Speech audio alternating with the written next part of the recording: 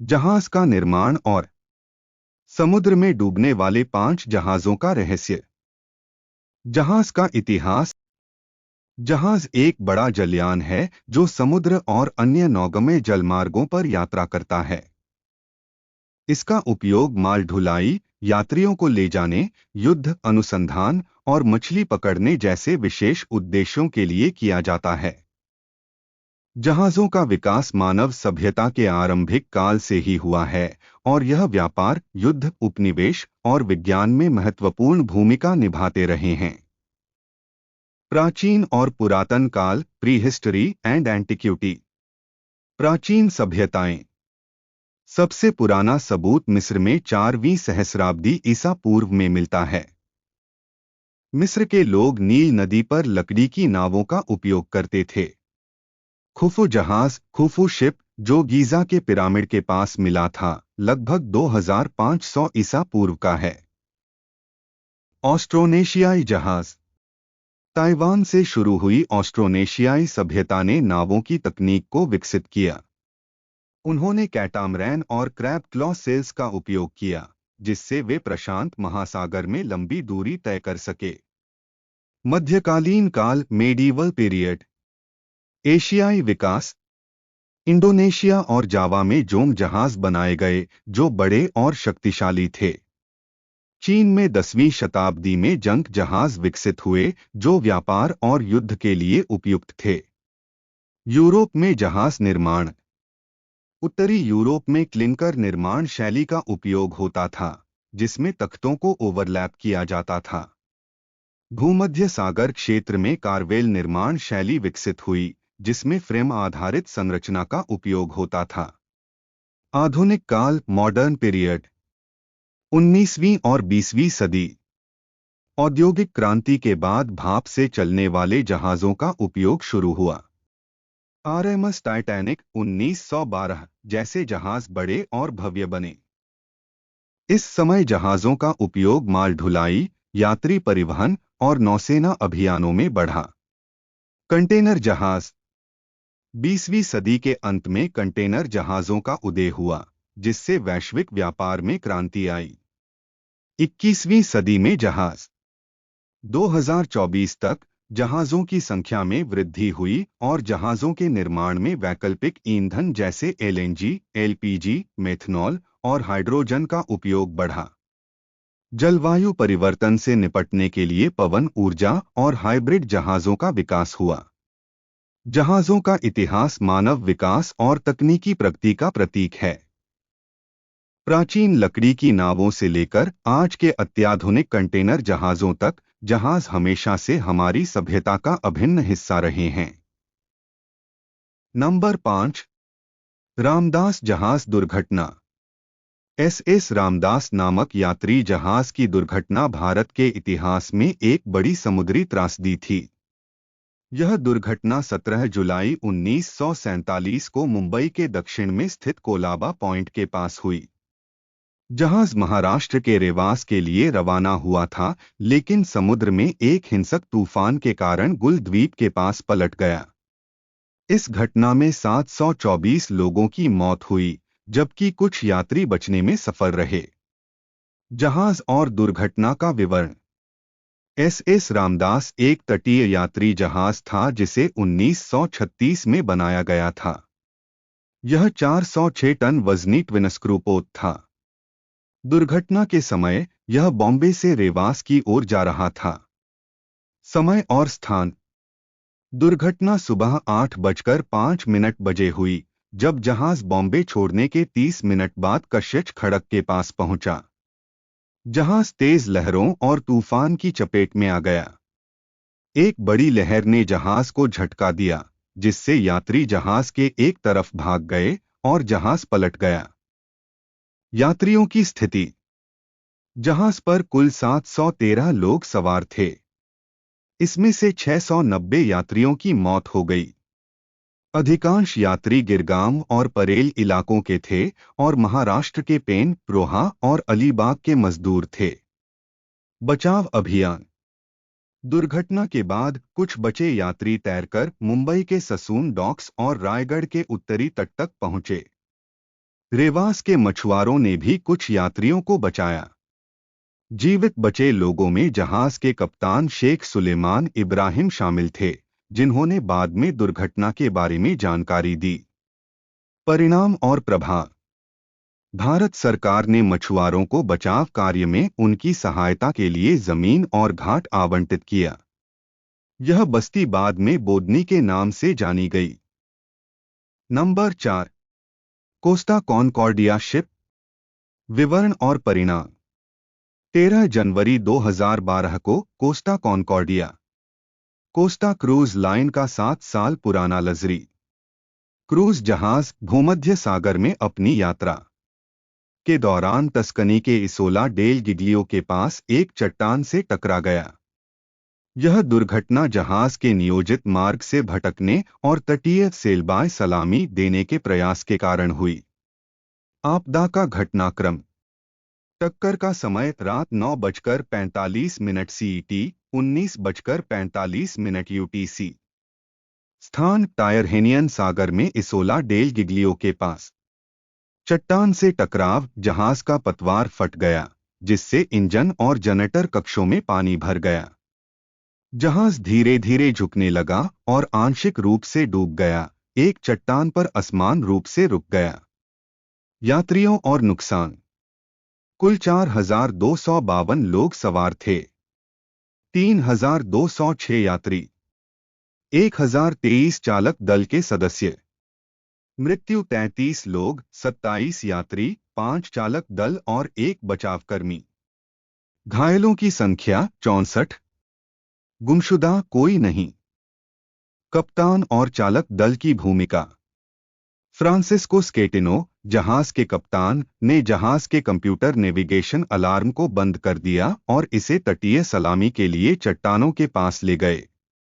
टक्कर के बाद स्केटिनो ने अपनी जिम्मेदारियों को त्याग कर जहाज से समय से पहले भागने की कोशिश की, जबकि लगभग 300 यात्री जहाज पर फंसे थे। उनकी हत्या और लापरवाही के लिए 16 साल की जेल की सजा सुनाई गई। बचाव अभियान। 6 घंटे के बचाव अभियान के दौरान अधिकांश यात्रियों को किनारे तक पहुंचाया गया। हेलीकॉप्टर और मोटरबोट का उपयोग किया गया।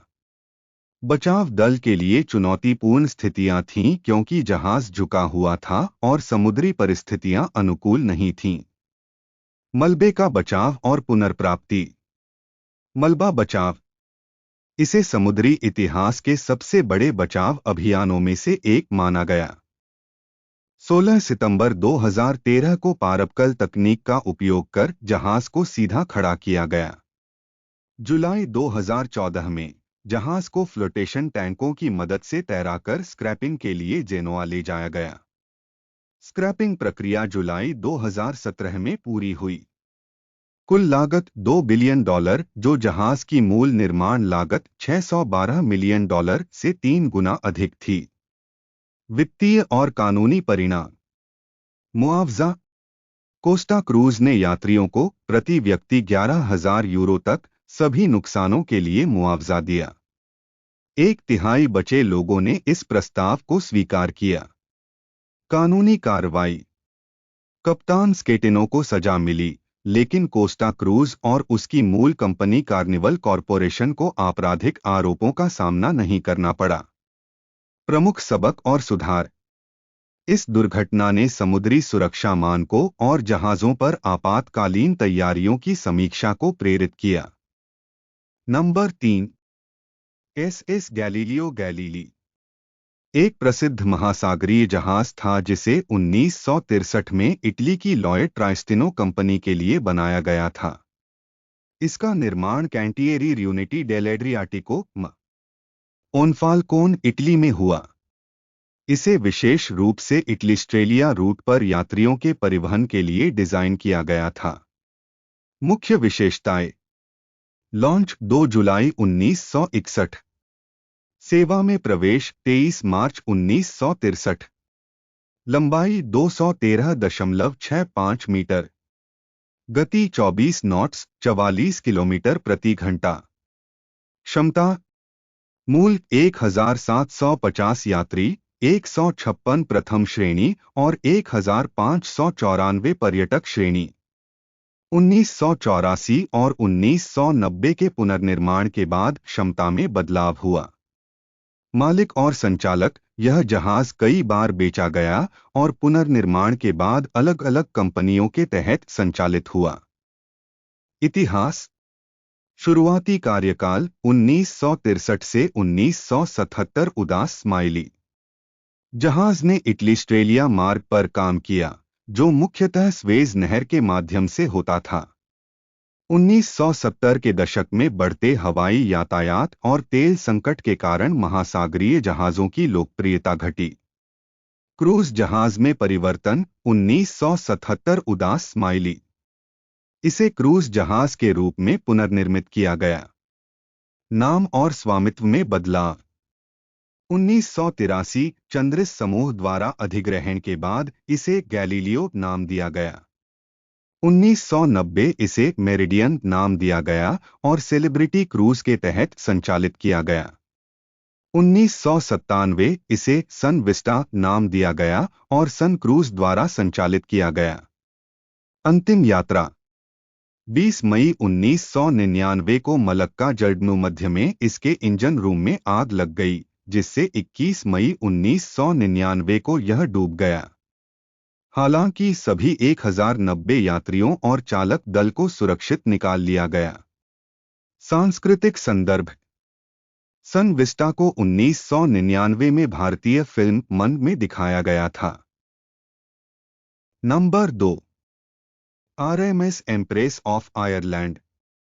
RMS एम्प्रेस ऑफ आयरलैंड एक ब्रिटिश निर्मित महासागरीय जहाज था, जो 29 मई 1914 की सुबह घने कोहरे के दौरान नॉर्वेजियन कोलियर SS टॉरस्टैड से टकराने के कारण कनाडा के सेंट लॉरेंस नदी के मुहाने पर डूब गया। जहाज में वाटरटाइट कंपार्टमेंट और सभी यात्रियों के लिए पर्याप्त लाइफ बोट्स होने के बावजूद यह केवल 14 मिनट में डूब गया। इस हादसे में जहाज पर सवार 1477 लोगों में से 1012 लोगों की मौत हो गई, जिससे यह कनाडा के इतिहास की शांति काल की सबसे भीषण समुद्री आपदा बन गई। मुख्य तथ्य।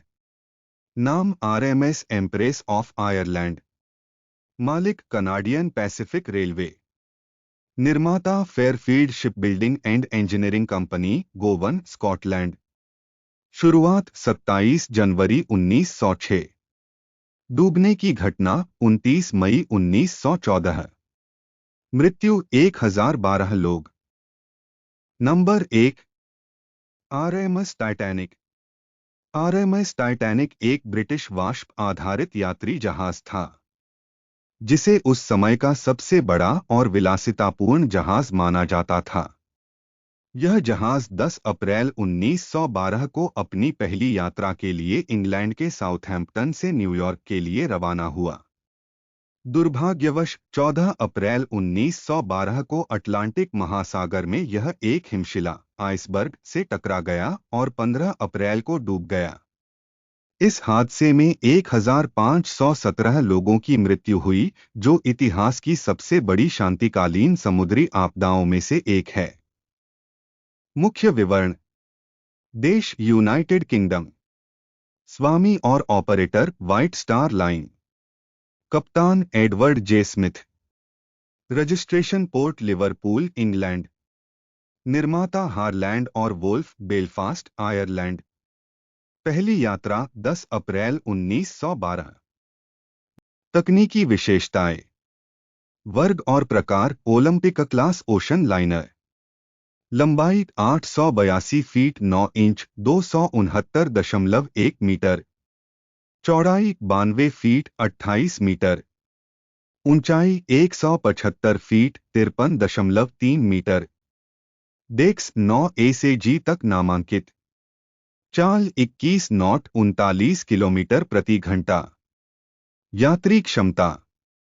प्रथम श्रेणी 416, द्वितीय श्रेणी 162, तृतीय श्रेणी 262। कुल 3547 यात्रियों और कर्मचारियों सहित। प्रणोदन प्रणाली। 2 कांस्य त्रिब्लेड प्रोपेलर। दुर्घटना और परिणाम। 14 अप्रैल 1912 को देर रात टाइटैनिक उत्तरी अटलांटिक महासागर में एक विशाल हिमशिला से टकरा गया। टकराव के बाद जहाज के कई जलरोधक डिब्बे पानी से भर गए, जिससे वह धीरे धीरे डूबने लगा। इसके परिणामस्वरूप केवल 700 से अधिक लोग ही बच पाए, क्योंकि जहाज में जीवनरक्षक नौकाओं की संख्या पर्याप्त नहीं थी। टाइटैनिक की कहानी मानव साहस, भूल और त्रासदी का प्रतीक है। आज यह समुद्री इतिहास का एक महत्वपूर्ण अध्याय और सीख का स्रोत बना हुआ है। ऐसी ही जानकारीपूर्ण वीडियो देखने के लिए हमारे चैनल को लाइक, सब्सक्राइब और शेयर करें। देखने के लिए धन्यवाद।